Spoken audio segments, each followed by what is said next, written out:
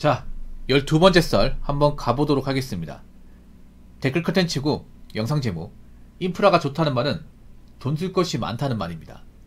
라는 영상에 달린 댓글입니다. 뭐 젊은 사람들한테 인프라가 정말 중요하죠. 인프라가 뭐예요? 여러분 사는 주변에 뭐 얼마나 많이 이제 갖추고 있냐. 왜냐하면 인프라적인 부분이 삶의 질과 밀접하게 연관되어 있기 때문에 사실 중요하긴 합니다. 중요하긴 해요.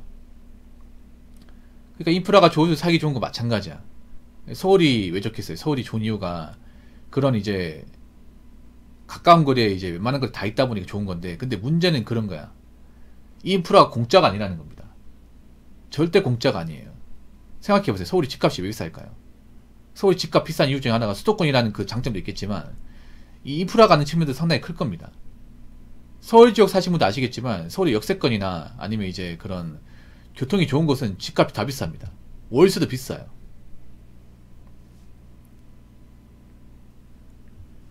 그리고 한 가지 우리가 또 좀 생각을 해야 되는 게, 요즘 젊은 사람들이 뭐 지방에 일자리가 없다 보니까 지방은 답이 없다, 서울로 가야 된다. 그래서 서울로 가신 분들이 많잖아. 나 그분들한테 묻고 싶어. 서울로 가는 거 좋다 이거예요. 근데 서울로 가서 과연 자리 잡고 인프라 쓸 거 다 쓰고 돈을 제대로 모아가지고 제대로 정착하는 사람들이 얼마나 있을까요? 전 생각보다 많이 없다고 생각합니다. 오히려 서울에 살면서 그 인프라 때문에 그 인프라 삶에 취하다 보니까 그 나가는 비용을 감당하지 못해서 돈을 못 모으고 사신 분들 많을 거예요. 오히려 그런 분도 있어요. 여러분, 서울에 살다 보니까 사람이 많이 들어가지고 부모님한테 돈 붙여달라고 하는 사람도 많이 있습니다. 아니, 그럴 거면 서울에 왜 가?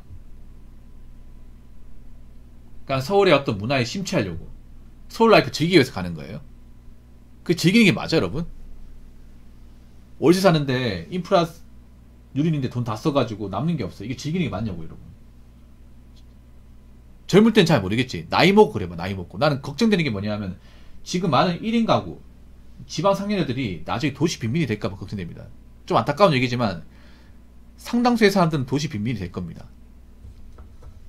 도시에 산다고 부자가 아니라, 서울에 산다고 부자가 아니라, 서울에 살고 있기 때문에 난 가난한 사람이 되는 거예요.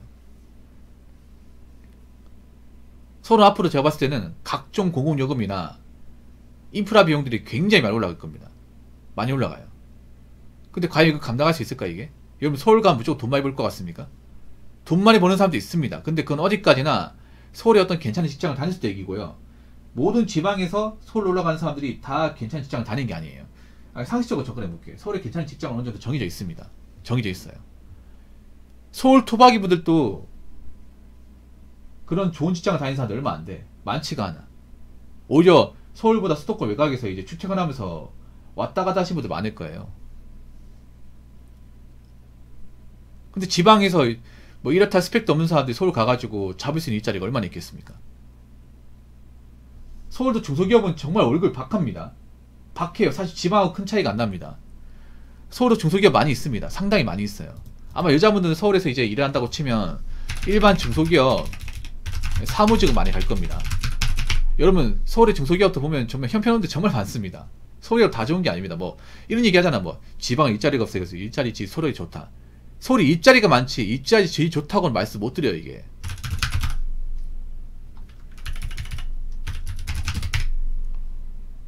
좋은 일자리도 있지만 안 좋은 일자리가 더 많아. 이게 예. 서울에 보면 사무직 같은 데 보면 거의 최저시급 최저시급입니다, 여러분. 2,400만원 보면 되세요. 2,473만원. 서울에서 자취하는데 2,473만원이면 세금 떼면 한 180만 5만원 되겠네요. 이거 가지고 생계유지 가능하겠어요? 밥도 사먹고 월세도 내고 휴대폰 요금 내고 공과금 내고. 야, 이 서울 보면 연봉을 공개 안 한 것도 많이, 내가 볼 때 3천 이하입니다. 이런 데는 3천 이하. 예.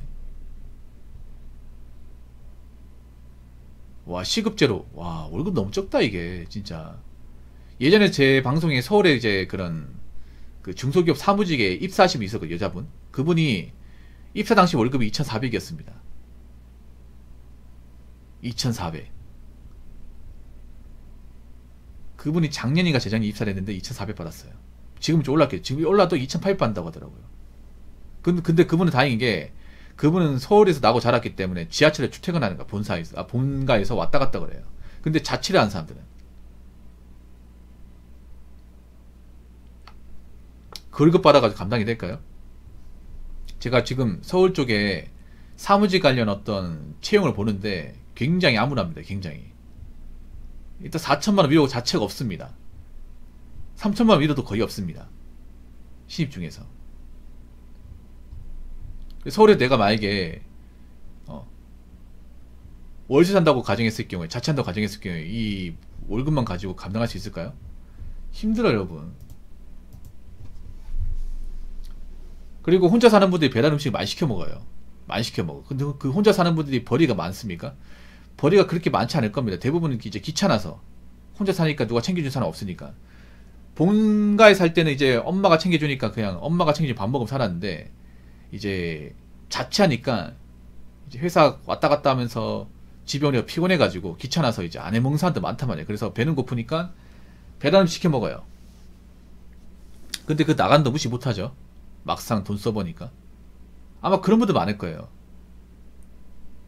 돈은 버는데 이제 각종 부대 비용, 인프라 비용을 다 나가서 그냥 살고만 있는 사람들. 근데 과연 문제가 안 생길까 그게?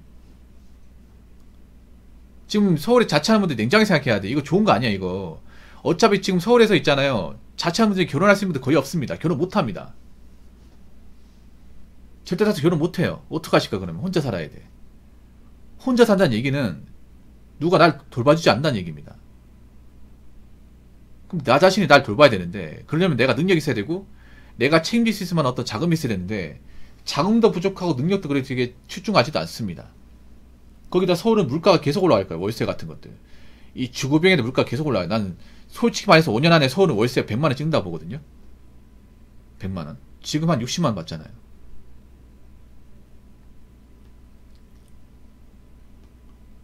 그분들이 지방 걱정이 될까요? 지방? 광역시 사는 분들 걱정이 될까? 본인부터 걱정이 되지 않을까 이게?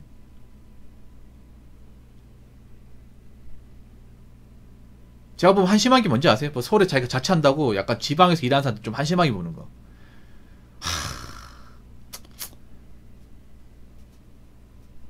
본인부터 걱정해. 본인부터. 인프라 좋은 게 좋은 게 아니야. 인프라가 좋다는 얘기는 그만큼 돈을 많이 쓴다는 거예요. 이것저것 편하다는 핑계로 많이 쓴다는 거야. 그럼 이게 나중에 문제가 안 되겠냐고요. 문제가. 나 그 생각이 들더라고. 서울이 이제 그런 배달파가 가장 높잖아요. 배달원도 굉장히 많잖아. 근데 배달해보시면 아시겠지만 가정 있는 분들보다 혼자 사는 분들이 배달 더 많이 시켜 먹어요. 배달 도착지 보면 이제 원룸이나 오피스텔이 많아. 그럼 대부분 혼자 사는 사람일 거 아니에요. 물론 그분들 때문에 먹고 사는 것도 있지만 그만큼 어떻게 보면 밥을 잘 안 해먹는다는 거죠.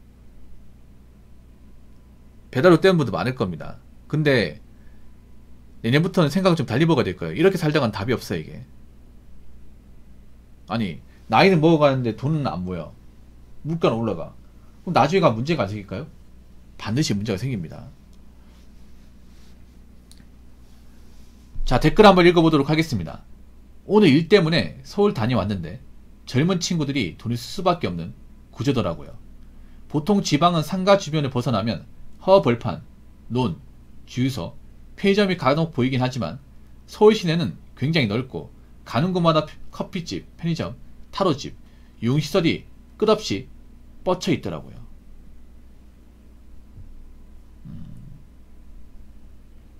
서울이 보면 굉장히 그 상가가 빽빽합니다. 엄청 빽빽해.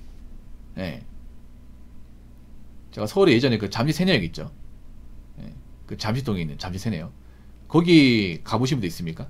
엄청 빽빽합니다. 진짜 빡빡해요. 이게 숨쉬기 힘들 정도로 차도 못 다녀 이게. 네. 그 생각이 들더라고. 이 골목 안에 왜 이렇게 빽빽하게 상가가 많은 거야. 와 이거 다 유지가 되나? 이 생각이 들더라고요. 뭐 장사 잘 되는 데는 잘 되겠죠. 근데 지금 서울 자영업도 문제가 많은 곳이 많은 게 뭐냐 하면 지금 서울에도 주거시장 안 좋은 분들 많거든요. 경기가 안 좋으니까 서울 같은 지갑 닫아버렸어. 그래서 유도인가 많아도 폐업하는 데 많아요. 보통 유도인가 많으면 장사가 잘 되는 곳이잖아. 맞죠? 그래서 권리금 비싸게 받고 월세도 비싸게 받잖아요. 왜냐? 이 노인가가 많다는 얘기는 지나가면서 우리 가게 들릴 가능성이 높고 사먹는 사람도 많다는 거잖아요. 그렇지 않습니까? 근데 요즘은 좀 다르게 봐야 되는 게 뭐냐 하면 그냥 이 노인가 많은 거는 그냥 돌아다니는 사람이 많은 것 뿐이야. 이게 사먹는 거하고 직결이 안 돼요. 좀 달라졌어요, 요즘에는.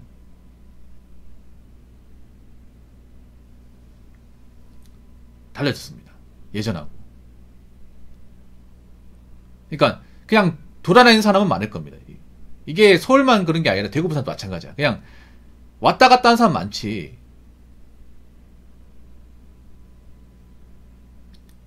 이제 막상 지나가면서 뭐 사먹는다, 돈을 쓴다 이런 사람도 많이 없어요. 이게 왜 돈 안 써요, 여러분? 그냥 아이쇼핑만 하는 거야. 아이쇼핑만. 아니 길거리 구경만 하는 거예요. 막상 사 먹을 때는 싼 거 먹어 이게. 그래서 요즘에 상권 좋은 곳도 예전 같지 않습니다. 보통 서울에 상권 좋은 곳은 굉장히 비싸잖아요 이게. 근데 폐업하는 거 엄청 많아요. 서울에 보면 상권 좋은데 폐업하는 거 유튜브 같은 거 많이 있거든요. 그 왜 그러냐 하면 장사가 아예 안 된다기보다 그런 데는 장사가 진짜 몰려야 돼요. 사람이 엄청나게 많이 와야 돼. 근데 오긴 하는데 예전처럼 많이 오지 않아 이게. 그러다 보니까 월세 내고 이쪽으로 내고 나면 남는 게 없어요 이게. 남는 게 없어요. 아니, 장사가 남겨먹을 하는 건데 거기다 권리금 많이 주고 왔는데 돈 버는 거 보면 처참한 거죠 이게.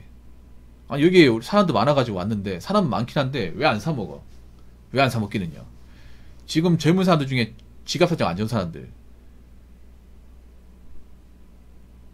지금 주변 사정 안 좋은 사람들이 많거든요. 발등에 붙어진 사람들 많아요. 그래서 지금 서울에 거주하는 분들도 열심히 사는 분도 많은데 제가 얘기하고 싶은 거는 그냥 서울에 살고 있다고 안주할 게 아니라 더 냉정하게 사셔야 돼요. 어차피 내가 가진 게 없으면 결혼을 못 해요. 가진 게 없으면. 내가 부모님한테 이렇다 지원을 못 받는다면 내가 돈을 벌어서 뭔가 메꿔야 되는데 내가 지금 정작 일은 하지만 돈 모이는 게 많이 없으면 이거 점검해야 돼요. 내가 어디다 돈을 많이 쓰는지. 정 아니면 본업 말고도 일을 해야 됩니다. 서울 요즘에 알바 시장이 예전 같지 않습니다. 그렇기 때문에 서울에 살고 있다고 부모님 눈치 안 본다고 그냥 막 시켜먹고 돈 쓰지 말고요. 내년부터는 좀 씀씀이에 대해서 제대로 점검하시고 아껴 써야 할 겁니다. 아시겠죠?